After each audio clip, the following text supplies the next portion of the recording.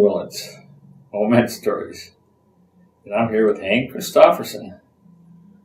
And Hank is from this country that we're in right now, and it's in Otter Tail County in northern Minnesota, northwestern Minnesota. That's right. And you've been coming back and forth to your homestead for how many years now?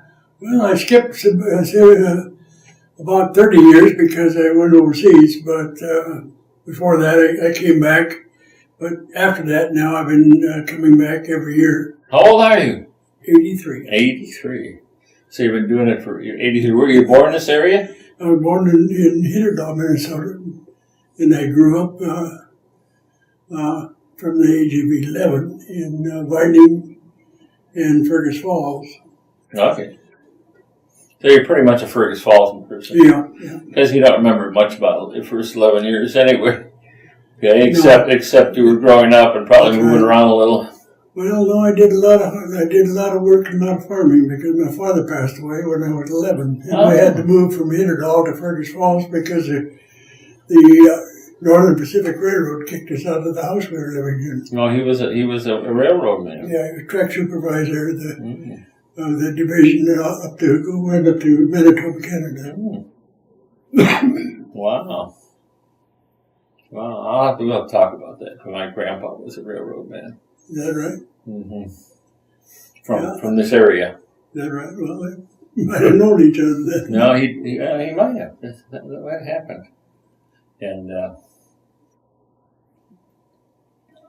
so during this time, you moved to Fergus Falls. When did your whole story, or your maturity story, goes around horses. So when did you first get your interest in horses? When you worked at the farms? When I was 11 years old, we were growing it on the farm at 2 miles west of Vining, and I had to walk to school every day,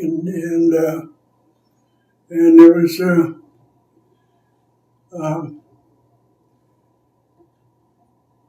guy, I can't think of his name right now, but he was in Vining. He was a cattle and horse jockey. Okay, those names you don't remember. Just say it. Just refer to them and what they do. Okay, yeah. So we don't have to go through can't remember because you and I are at the can't remember stages of our life. So we'll just I know my own bridges. That's right. Even you just say what's my name? That's right. Okay, so we'll just the ones you don't remember from now on. We'll just. And then a fella, okay, or a lady, okay. Right. Anyway, he brought out a small horse to me and gave it to me. Gave it to you? And I don't know who paid for it, if he did or somebody else. There was other relatives around there that may have done it too. I don't know, but he never told me. He just left it with me, had a saddle and bridle, and wow. So now I could ride to school. That was expensive back then. Oh, yeah, it was just a small horse, but just a... No, I mean, the saddle and bridle were probably more expensive than the horse. Yeah, that's probably right. That's probably right. But anyway, I still don't know to this day how I got it, but he brought it to me. Thank whoever gave it. Yes, God's gift. Thank you. And I rode that pony to school, and I also... my mother was having trouble collecting his insurance, taking time, and we just had to live off them. And about 3 weeks after my father died, my brother, who was running the farm, he was 19 years older than I was, got drafted. Oh, Jesus. So I was the only male left there. I had my grandmother was helping my sister-in-law and the 2 babies. And my mother was sick in bed with sciatic rheumatism. And it was just me. I had to do the chores. I had to do it all and go to school. And matter of fact, I skipped school quite a lot. And so we got through it. But there was a lot of good neighbors helped us. And, they all came over and taught me what to do and what I had to do, and they helped out. good neighborhood. I bet. Anyway, the next year then, we did this for a year, and the next year then my mother sold out, had a sale and sold all the equipment, the cattle and the pig. Hans Russley was the man who gave me the horse. He was inviting her. Big cattle buyer. And he came out and he bought a cow, he bought a pig, chicken, he just stole it all away and sold it, And then we moved to Fergus. And we lived here, and then I started school in Fergus Falls and graduated from high school there. But my sister married a man out from Belfield, North Dakota, and which is out there by the Badlands. Mm-hmm. And he had a big ranch out there. And he had some kind of a program where if you had, for however many acres of cropland you farmed, you could run so many head of cattle per acre. Right. On the government subventional pasture. Right. And so that's what he had, 200 head of cows over there.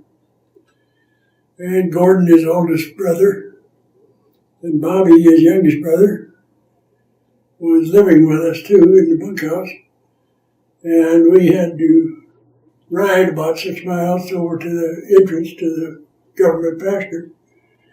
Because we had, in the summertime when I got out of school, I went out there and worked. Mm-hmm. And we had to brand and castrate and vaccinate and everything out there. And you had to rope them and drag them to the fire. That was the life I had.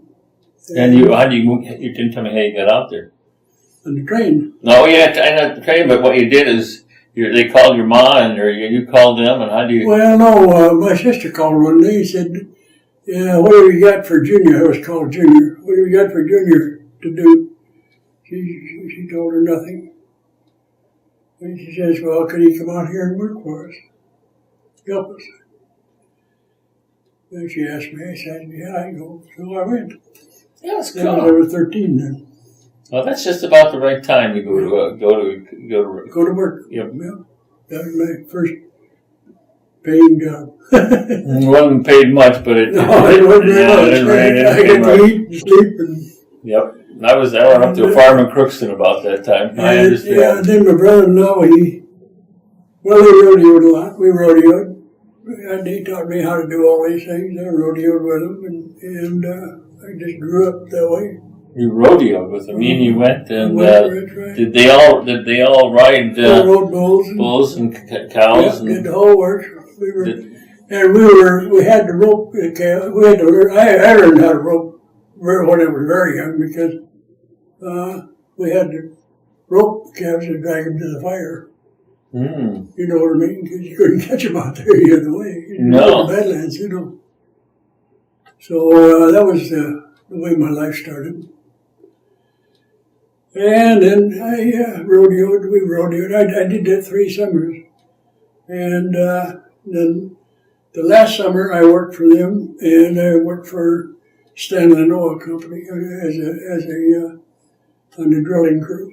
Okay, that was an oil company. Yeah, Stanley Oil Company. Mm-hmm. They were sinking 200-foot holes, test drilling. So everyone knew we had oil in up there since the 40s and 50s. Yep, that's right. Yep.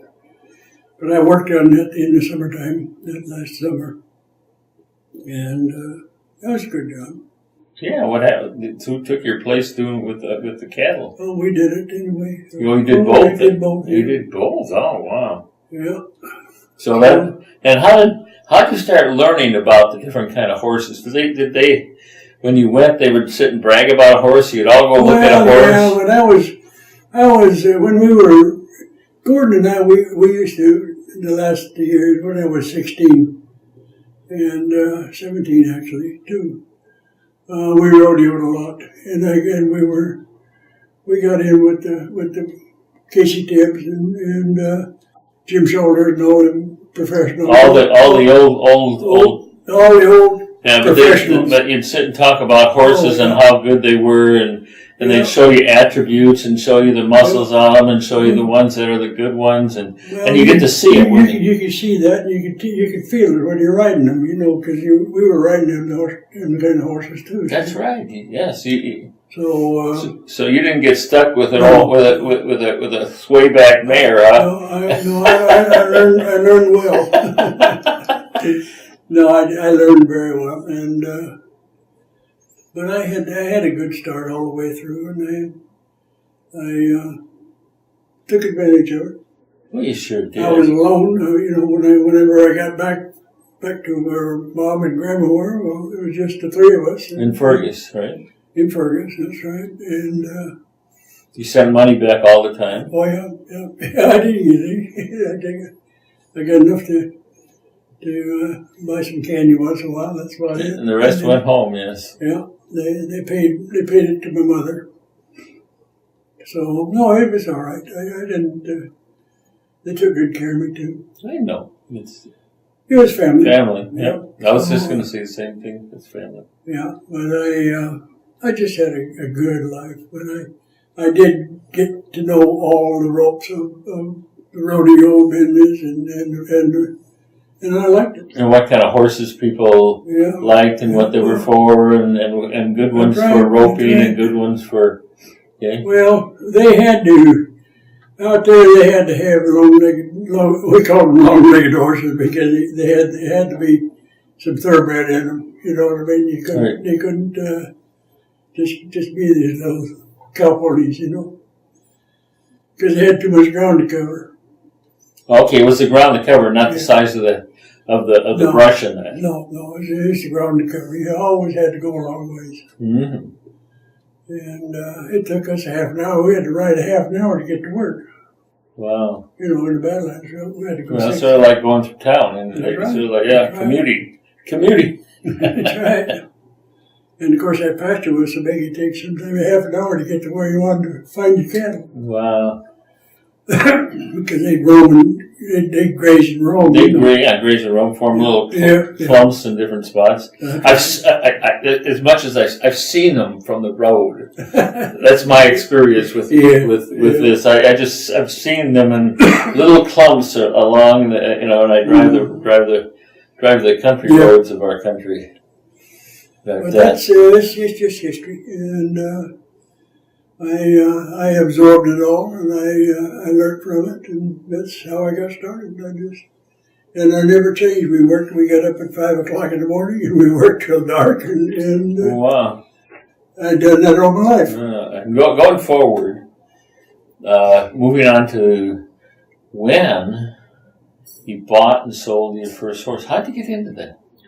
Well, my first horse was that one I had when I was 11, and as soon as I got out of high school, I went to work for Minnesota Motor Company. Mars Brimall hired me. And what is Minnesota Motor Company? Minnesota Motor Company is a big Chevrolet Cadillac dealership in Fergus Falls. Still? Yeah, still. Wow. Brad is the last son, and he also has it now. But Mr. Brimall, Mars Brimall was his name. He hired me. I was in the parts department. And I worked for her, and it was a good place to work. I did a good job, and we got along fine. But I wasn't satisfied. It wasn't. Didn't. No, I said, I can't work for anybody else. I got to do something different. Mm-hmm. So I went on and I bought me a couple of horses, and I started messing with the horses. Oh, so you taught me, do you have a spot to keep? Right out of high school, no. I had a friend out there that had a place, and I kept him with him. Okay, so you got a buddy that keep his own. Yeah, but my other interest in horses never left the farm down there because my cousin, my Uncle Fred, his youngest son is Chris. He's still alive. I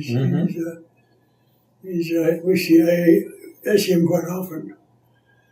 But he had a horse, and Gary Nelson was the sheriff, for many years in Fergus. But when he was growing up, he and Chris were the same age, and And his parents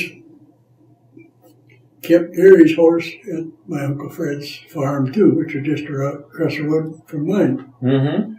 So I was really looked up to them two guys. They'd let me ride their horse. I was young, Yeah. So. And you just went the horse like, So I always said they were my mentors. Mm-hmm. I wanted to be like them. That's cool. Yeah. So that's the way And of course, they're both good men. And Gary Nelson was sheriff for Fergus Falls for many years, for Iredale County. Mm-hmm.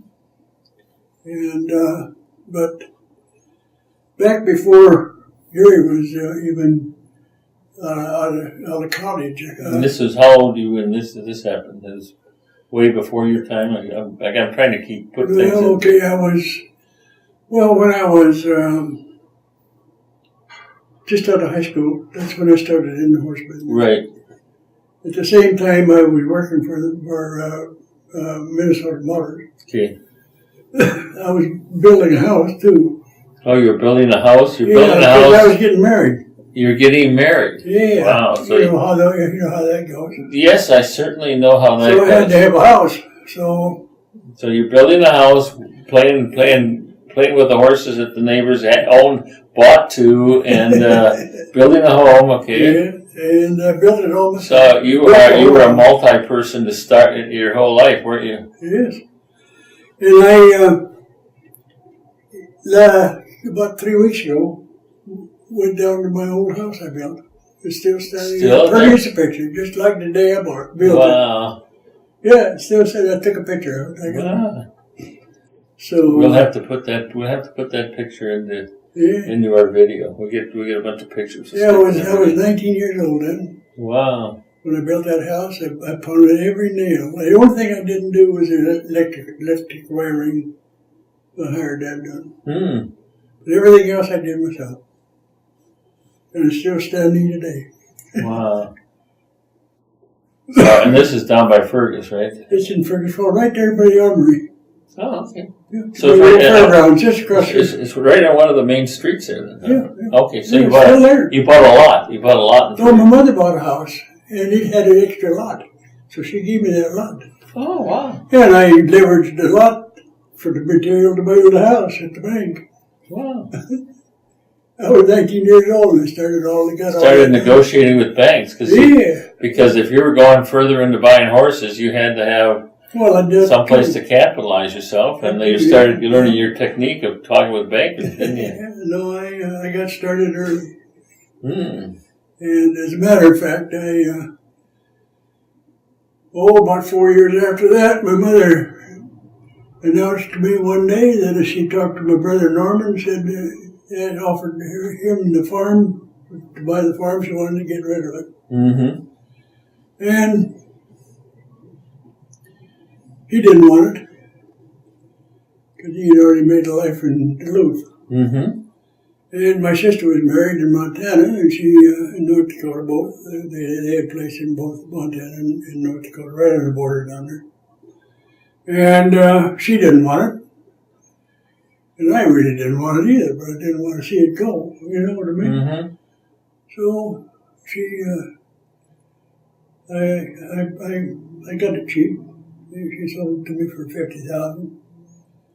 And it's a lot of money then, and she didn't need a lot of money. Cheap for the farm. Yeah, it was a lot of, but she didn't need it. No. I mean, she didn't need that much money, and she's that age, yeah. No. But anyway, I didn't want to mess around because I was just going good with the bank in Fergus with my horse things and my things I was doing, and I didn't want to leverage the farm into that, So I went down to Henning, where my father had originally financed the farm when he bought it and paid that loan off. So I went into the old banker there. His name was Guy Clements. Guy Clements. And I sat down and talked with him for a while, and he knew who I was, because, he knew the family. All right, Sonny, he said. So he called me Sonny. All right, Sonny, it's yours. He says, I'll take care of it.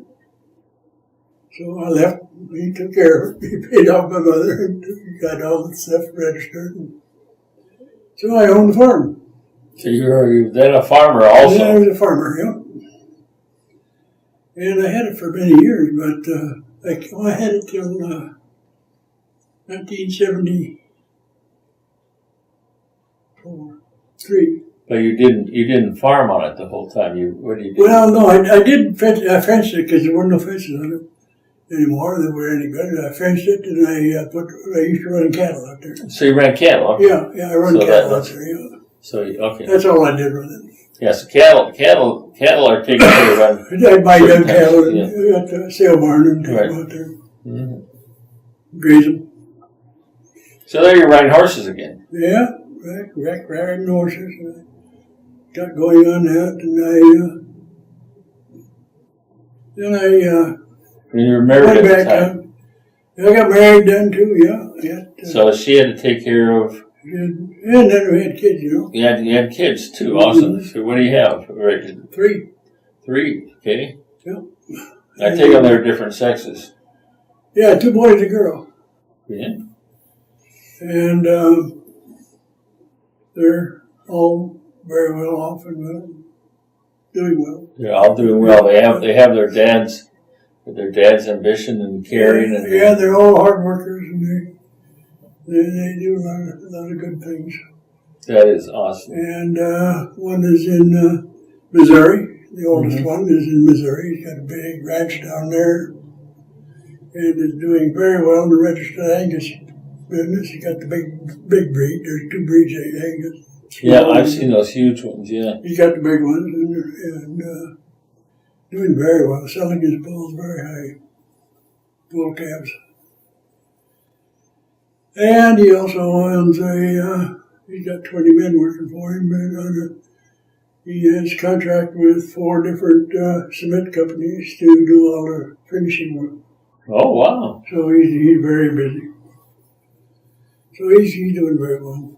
And then I have one son, very good one here in Fergus. That's the middle child. He's in business here and doing well. And my daughter's in Oklahoma, where I live, about 15, 18 miles from where I live. Oh. So you get to see her fairly often when you're back home. Yeah. Although I'm gone a lot. You are a journeyer. Yeah, I've learned that in our quick discussion. You are a journeyer. It doesn't, the whole world is no closed door for you. You don't mind going. I noticed you didn't go much very far in Canada, so you don't like the cold sort of sucks. But you're Minnesotan. Well, I went to Canada many times, and I did a lot of. Back in the old days, I did a lot of judging horse shows too. Okay. I became a judge of 4 different breeds. Well, let's go back on it. Let's go back and start following your history again. Okay, you got out of school. Yeah. You got your. Wasn't a farm. You got a ranch. You made it a ranch, basically. It was a ranch for you. Yeah. And then you were interested in horses. Yeah. And when did you buy and sell your first horse that you thought about making it a business? Was it when you owned the home in? I was buying and selling horses when I was 20 years old. 20 years. Okay, so that was right. That was the same time you got the property. Yeah. So you had a place to keep them because you now had the farm. Yeah. And so you didn't have to have it at your buddy's place. Right. So you brought them over at your place and put them. You put them in the same place that you put with cows, or do you put horses in a different place? You have the little house I sold. I built. Sold. Yeah. And I bought a place out just past the state hospital. No, this isn't on the property you had. Okay, this was not on the farm. This was not on the farm, right? No, this is the house that I built. Right. In town. Right. Up on, I forget that street. Hold on. Okay. Well, it's right up by the Army. That's all right. This. When I then bought a little place, 30 acres. If you go out past the state hospital There was a big, wasn't a lake, I don't think. It was a big slough. And Virgil Kelly, I know, lived on one side of it. And you bought 30 acres. About 30 acres back in the woods. You go out the first road that goes off of the highway. Mm-hmm. If you get across the tracks, you get past It's still there, so people Still there, yeah. people that want to go to Fergus and follow his path can go out and find where he stayed. Yeah, I bought that, and I built a small indoor arena on there so I could start working my horses. Oh, you bought a little. I built a little indoor riding arena. Okay. Yeah, pole barn shed. And how did you get interested in doing that? That was because I was buying and selling horses, and I was going to horse shows, and then you were right then. We were winning. And where do they have horse shows around here? Oh, they have a lot of horse shows around here. Around here at that time or still? Oh yeah, no, there always was. And so you went. So you started looking at horses when you were what, 20? 19, 18? Or did you start going when you were young? I never quit from the time I was young. Okay, so the horse shows were part of has always been a part of my life. So horse shows have been part of your life forever. In other words, you went with your family, your buddies, and other people. I had never gone to a registered quarter horse show until, oh my goodness. Yes. 20, 18? No, I was,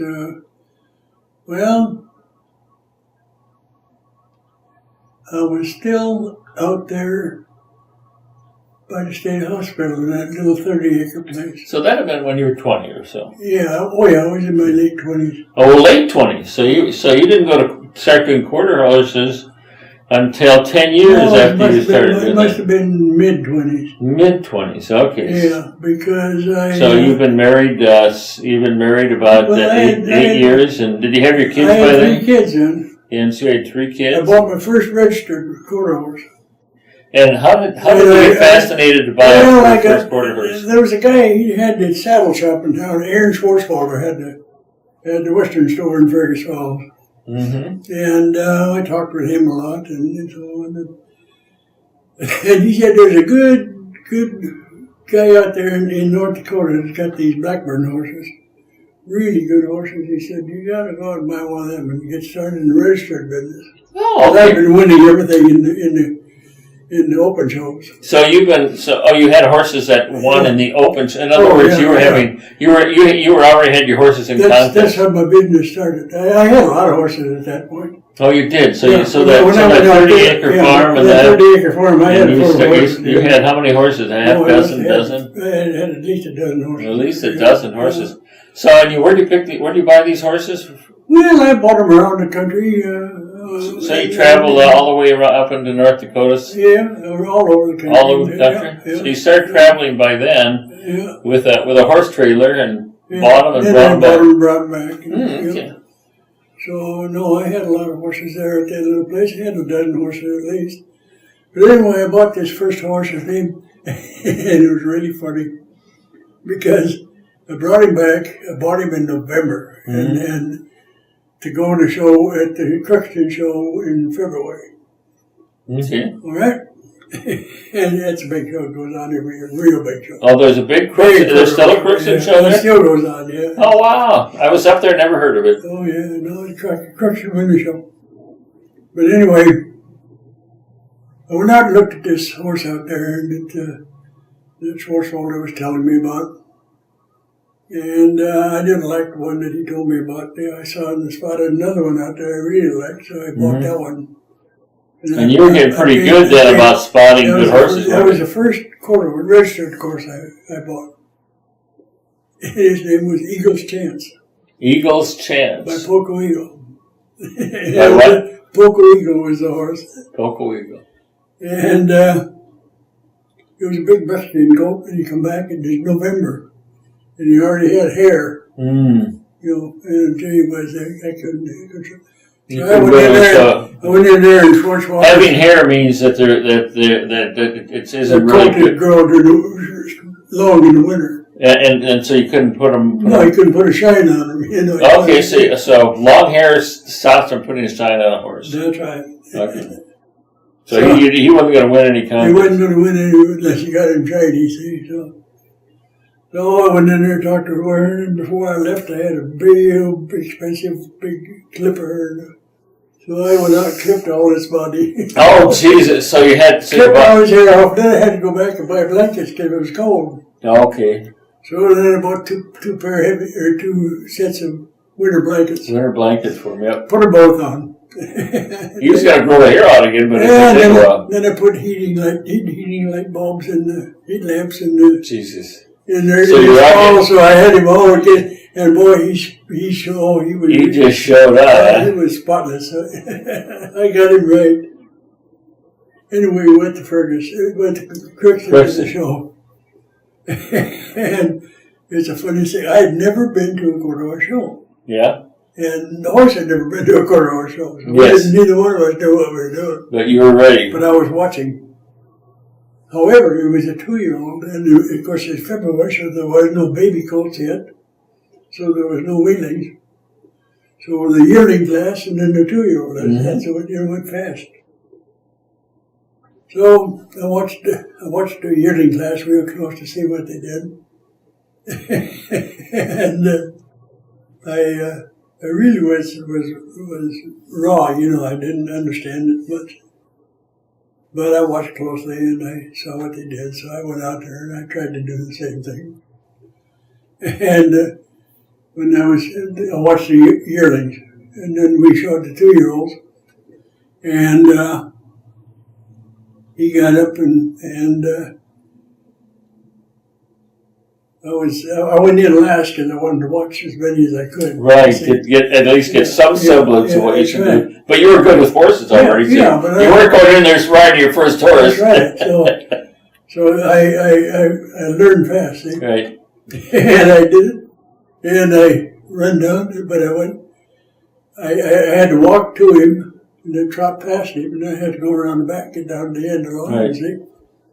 And he walked down, he looked at all the horses one by one, and it took a while, and so he went back up to the other end, and pretty soon he waved to me.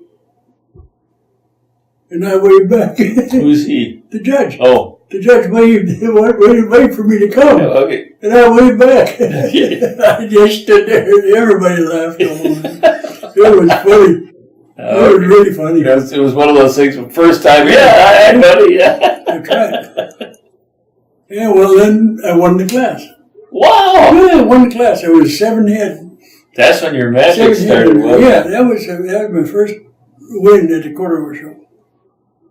I won that class, and then we had to go back in. The next thing was all new, because I had never seen what they do for Grand and Reserve champions.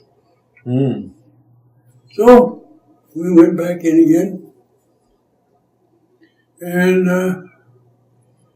I went back in. Of course, he had the age, and he had the 3-year-old, and he had the 2-year-old, and the yearling. There was 4 of us standing out there. See? Mm-hmm.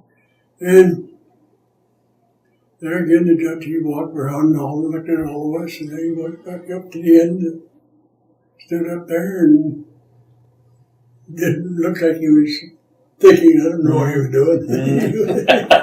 And pretty soon,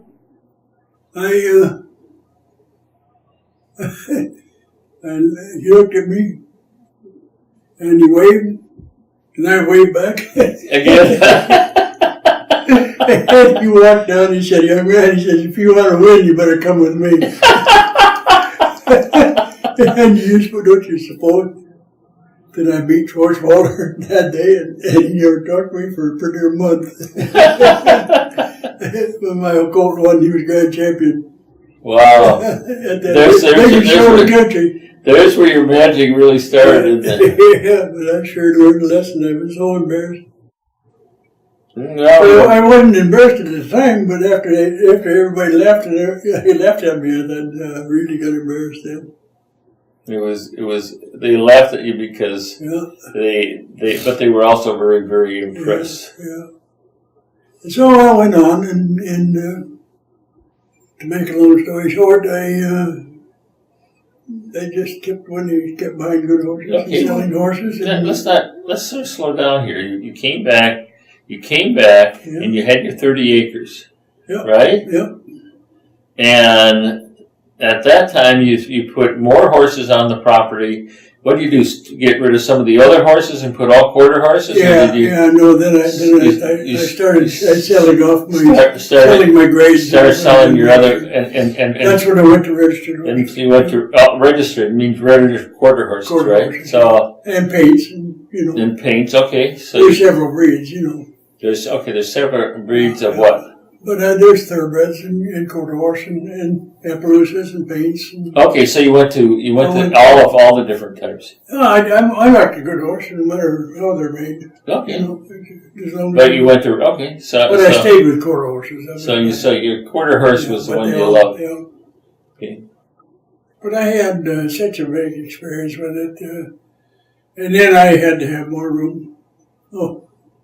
30 acres just wasn't enough. So then I went out and bought the place. Oh, by the way, did you make money anytime you won those things? Oh, yes. Okay, so there was... Yeah, not much. It was, but you won cash. So, okay. Some of the shows are big. Some of them you win a lot, but that one you didn't win much. Mm-hmm. $30, $40 something. So you made your money in horses by buying and selling. Buying and selling. You got Right. Okay, buy low and sell high. And breeding. And raising. And breed. Okay, breed. Oh, that's right. You'd start breeding then, wouldn't you? Yeah. No, I started the whole deal. And that was you tried to do that on your 30-acre. Yeah, and I bought two more big studs. I mean, really good bred studs. One was the son of three boys. I have a daughter, King. Now you started getting into bigger money then. How did you get that money? My good bankers.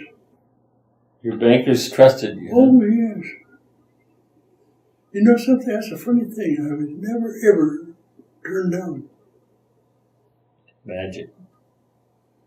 I never understood it, but everybody else was having another problem once in a while. But I never had a problem with any kind of thing. But I always had a good record.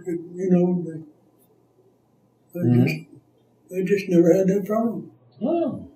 And with that, you won't believe what happened over in Papua New Guinea. Well, we'll share that, and we're trying to keep your life in an orderly fashion so that our audience can follow your path. Because as you did stuff in your book, you got it fairly organized. But if we're talking here, we always have a tendency to go on sidetracks and go off into the wilderness. Okay, so you're in your 20s. You don't have to try to be better. I'll make you better. So you got in your 20s, and about what time? By the time you're 30, you still have a 30 acres in your 30? No. Then I went out and I bought that big place out there by Indian Lake. No, I don't know. Tell me about the place. Where's Indian Lake? Well, Indian Lake is about, I would guess, 7 miles south.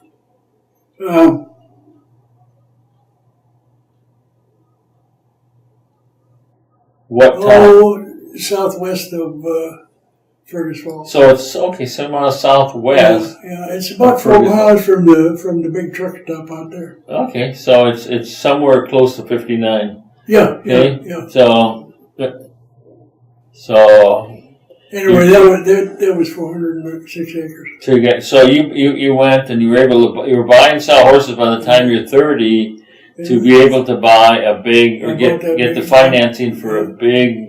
I got that big place here. Big place. And then I started in the big money. So you started working with, you built yourself a bigger place, right? A bigger place. It had a nice brand new brick house, and it had it had pretty near 3/4 of a mile of lakeshore property on Indian Lake. Wow. And but it had a great big cattle barn, and I added on a great big. Was some guy retired or? Yeah. Okay. Yeah, and I bought it. And I got a good deal. The bank helped me get it. Mm-hmm. They organized it, So I had good bankers. Did you bring them? Did you bring them horseback riding or anything? Did you have activities with them while they worked? When they walked out of the bank place? Or did you socialize with them? Somewhat. Somewhat. Yeah, Okay. yeah, not much. Just too much. Just nothing. Social. Just go have coffee with them once in a while. Mm-hmm. But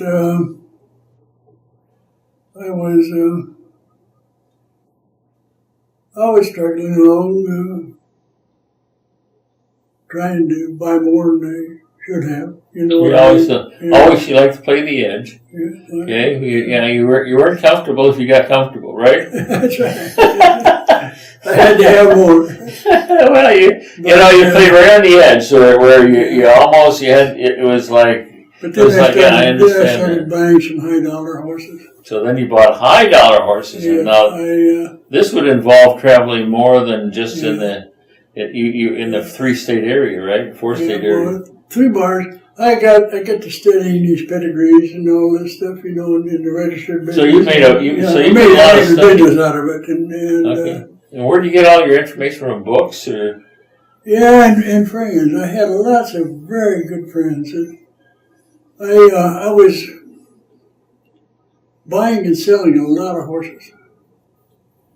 And from 1969 to 1973, I bought and sold 293 head of horses in Oklahoma and Texas and New Mexico. So, and you brought them all the way up here. I had a little insight into it because of my beginning. But these ranchers and farmers, in the wintertime, winters were so bad back then. Mm-hmm. I mean, we were getting 6 foot, 10 foot of snow, right. and they couldn't work their horses. They didn't have when calving time come, they didn't have a decent horse to work. Mm-hmm. You see what I mean? These big ranchers in South Dakota and North Dakota and Montana and in Canada, a lot of Canadians. And so I went down to the working horse sale they have oh my goodness, in what state? New Mexico. New Mexico. That was way down there. Clovis, New Mexico. Clovis, okay. Yeah, Clovis. I know where Clovis is because my mom was raised there. Oh, it's about 60 miles into. Yeah, I've been there. Been to Clovis. Yeah, well, I used to go to Clovis every 2 weeks to a working horse. Oh, well, tell Terry about that because she was raised in a farm right outside of Clovis. Is that right? Yeah. I'll be darned. I Right. probably bought their horses. Yeah. But anyway, I used to haul the 9 head. I had a 9 horse trailer. And I hauled 9 head. I go down and haul 9 head. So you just I make a trip, 2 trips a month down there to that sale.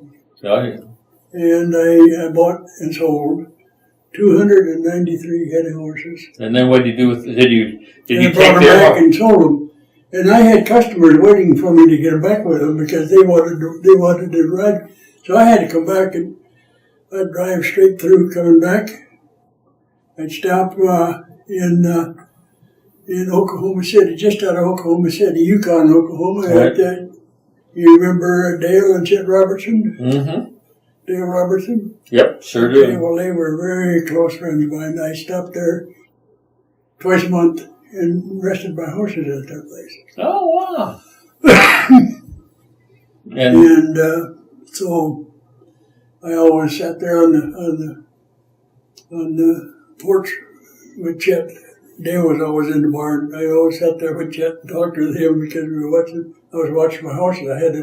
He had half-acre paddocks with grass and water in. Oh. So I'd unload and let him walk around for a couple of hours and then drive another 400 miles. Wow. Then I'd unload again. Yeah, 400 miles was rough, and the roads weren't. Oh, actually, the roads were pretty open. Yeah, they were good. They were pretty good then. Yeah, your country roads were really good. Yeah. So. But anyway, I sat there on the porch having coffee or a cold beer with Chet and Dale. He'd come out and talk, but he was messing with the horses all the time. Chet didn't much mess with them. But anyway, we had a lot of long talks because I'd sit there for a couple hours, you know. So you bring the horses and you get them, you bring them back and sell them right in the spring, right? Yeah. Well, no, I sell them right away. They come and buy them. That's what I'm talking about. But you'd buy them before you got them delivered?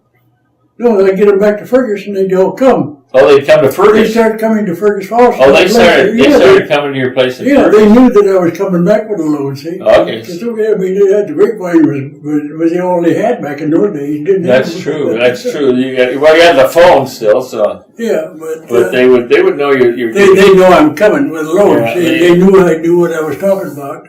Yeah, you always brought good horses. Yeah, I always brought good ones. They're good trained horses. Yeah. They were.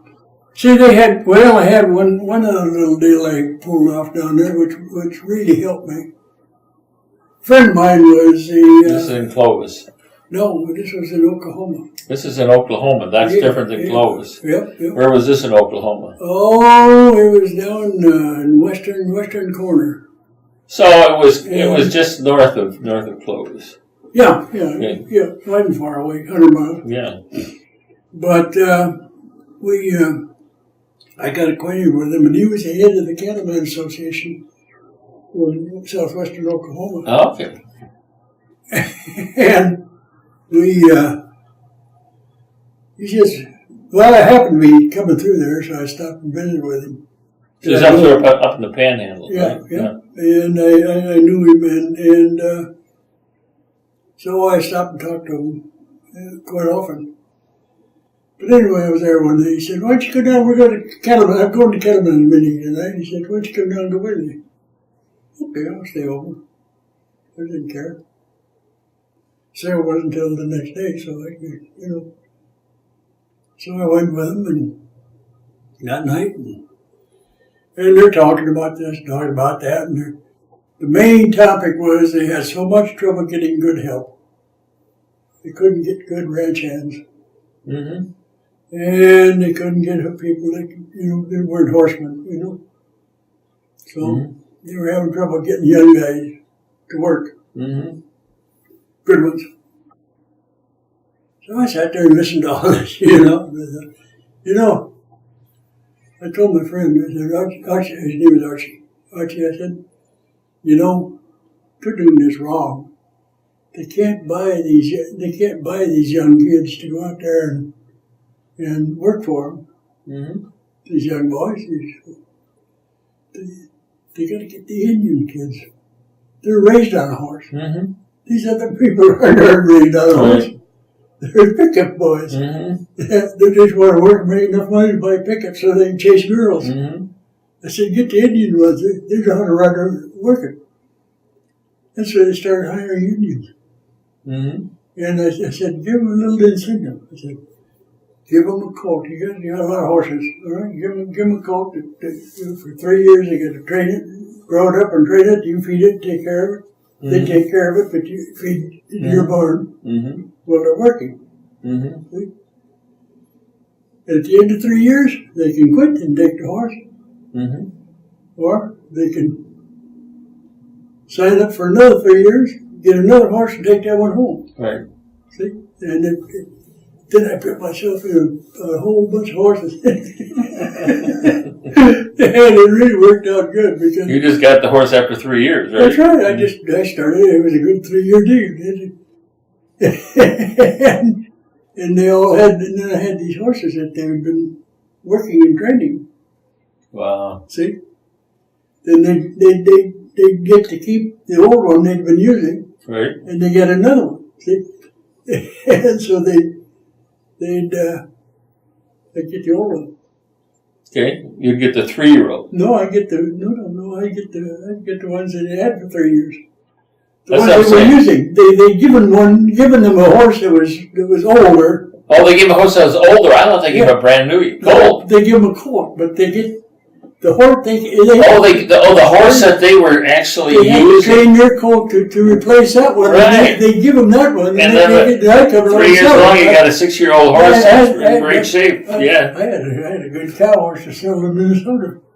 That was cool, yeah. North Dakota, yeah. Well, poor boy's got to think, you know. Your poor boy's got to think. Yep. That's you. Poor boy's got to think. Right. Yes. Yeah, Yes, this week. Yep. They always had a way to do something. You know, one of the things I think of these kids, you know, a lot of the kids, oh, my dad died. It's like, if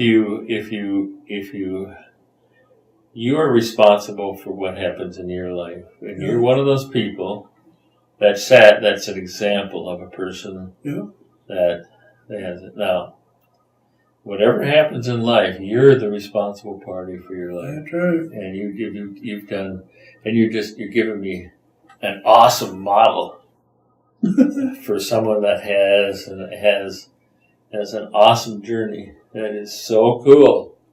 Now, let's go. You're about 30. Anything else you want to cover in your 20s?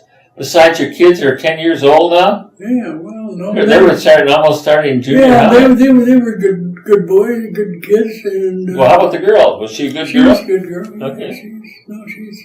She lives down there, buddy. Yeah, now, okay, down. But she was a good girl going to school, and they were probably in junior high about that time. Mm-hmm. And you got yourself set up with a great, and you at the same time you were showing horses, right? Oh yeah, I was on the road. I've won every one of the largest shows in the world.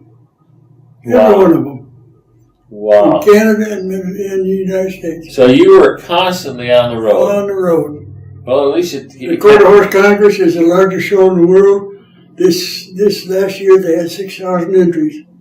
Wow. But they were in hundreds when I was there, and I won it. I raised a 2-year-old colt. He won everything. He was undefeated as a winning yearling and a 2-year-old in 4 states. Wow. And I took him to the Quarter Horse Congress, mm-hmm. and he won his class. Okay. And he was grand champion as a 2-year-old. I don't know if it's ever been a 2-year-old since. Oh, wow. So, and this happened when you were in your 30s? No, this happened when I was in my 40s. In your 40s. So that was the 10 years of super activity. Yeah. That was sort of the culmination when you got right on the road. I won every side, several world champions. Oh wow! So you didn't see the ground very often. Most time you're sitting in a car driving. Well, I did see the ground because I was in my plane. I flew back and forth. I had drivers. Oh, so you got a plane to get the plane. Oh, I got that in 60. How old were you? 20? Then 30s? 20. You got a plane before you were 20? Yeah. I thought you were driving around pulling horses around. No. On the road. No, I hired that. You had that, so you would meet the horse. So someone else would drive your horses to the show. As a matter of fact, I used to fly down there to Clovis to buy the horses. So you and then I had so you learned how to fly and got a flying license when you were in your 20s. Yep. Okay. 19, I think. 19? Well, I never heard of it. Well, I forgot about that. Why? He forgets about this. He forgets about getting a flying lesson back in the 60s or, in 50s. It'd been the late 50s. And if you were 19, okay? Yeah. Or middle 50s. And so you were flying. And what did you fly? I had a Piper Cub. Little Piper Cub, yeah. And the Piper Cubs are still flying. Yeah. So maybe the same one. Hey, I flew to California. Did you? Oh, yeah. Did you still fly? What? Do you still fly? Yeah, in 1960. Do you still fly? No. I quit. Okay, but you were flying for. I sold the plane when I went overseas. Okay, so you're flying up into your 40s. Oh yeah. Okay, so okay. 50s. Okay, 20 years in the getting. So you were flying up into the early 50s. Till the 50s. Yep. Yeah, and I sold it. I went over there in 51, 58. No, not 51. How old? We're talking about your age now. Yeah. Okay. But that's all right. We'll get to that. I forgot that. Okay, we'll go back because we're just handling it, and so your kids. By the time you were 40, your kids were already grown. Yeah. And they'd taken off on their own. Yeah. Okay, and you had this awesome ranch out of Fergus still, right? Yeah. And you still bring your horses up there. Yeah. And you were having people drive your horses that were the winners, and you'd meet them. You'd fly to the contest, right? And you'd fly in, and then you'd run in there and grab the award stuff and head out again, right? It says, "Just I'll make it there. I'll make it there for dark." Sometimes I stay overnight and have a few drinks for the boys, but I can't talk about that. So fly in, stick your hand out the window, and so you can't drink and fly. So if you have a drink, you can't fly. So you assume yourself quite a wall of awards and medals and things and. Yeah. As a matter of fact, those big horses that they give away at the Corral show. Right. My son tells me I gotta clean out that. He said, "What are you gonna do with that? I got 300 of the big horses to transfer trophies in the basement." He said, that was last year. Jesus, that was last year. I said, "Well, I'll put it off a while." Wow, that's not quite doing it yet. I think I'm gonna start giving them away to 4-H kids and stuff. Oh. That might be a cool thing. Yeah, special. Oh, they're nice trophies. Yeah, I bet they statues of horse. I bet they're real expensive. They don't do half-ass. They don't do halfway. I better watch my language here. Yeah, I know you cowboys never use that kind of language, but but us truck drivers did. Yeah, well, I drove truck too. So anyway. You had all these, you had 300 sitting there still. You had 300. Wow, and you'd accumulated these by the time you're 50. Yeah. But and so you just took your little Piper.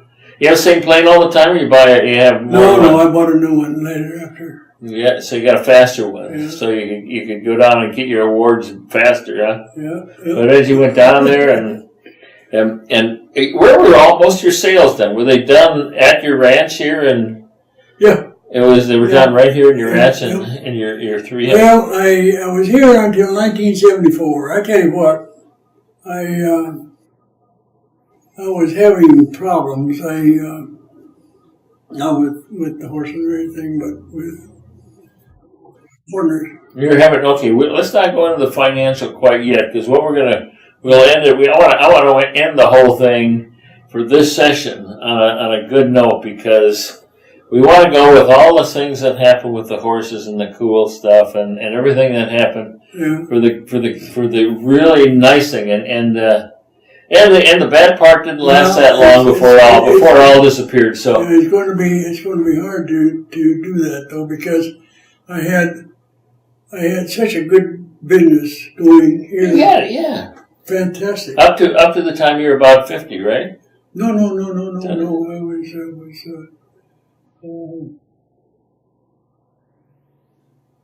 38.